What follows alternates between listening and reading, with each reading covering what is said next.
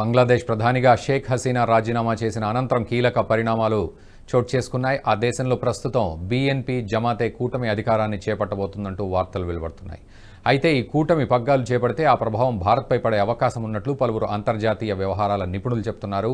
ఈ నేపథ్యంలో కేంద్ర ప్రభుత్వం అఖిలపక్ష సమావేశం ఏర్పాటు చేసింది. పార్లమెంట్ హాల్లో విదేశాంగ మంత్రి జయశంకర్ అధ్యక్షతన నిర్వహించిన ఈ భేటీకి హోంమంత్రి అమిత్ షా, రక్షణ మంత్రి రాజ్నాథ్ సింగ్, పార్లమెంటరీ వ్యవహారాల మంత్రి కిరణ్ రిజిజు, లోక్సభ ప్రతిపక్ష నేత రాహుల్ గాంధీ సహా పలువురు నేతలు హాజరయ్యారు. ఈ సమావేశంలో బంగ్లాదేశ్లోని ప్రస్తుత పరిస్థితిని వివరించారు కేంద్ర మంత్రి జయశంకర్. అక్కడి భారతీయులను స్వదేశానికి రప్పించాలా లేదా అన్న విషయంపై కూడా చర్చించినట్లు తెలుస్తోంది. బంగ్లాదేశ్లో జరిగే పరిణామాలపై పార్లమెంట్లోనూ కేంద్రం ప్రకటన చేసే అవకాశం కనిపిస్తోంది.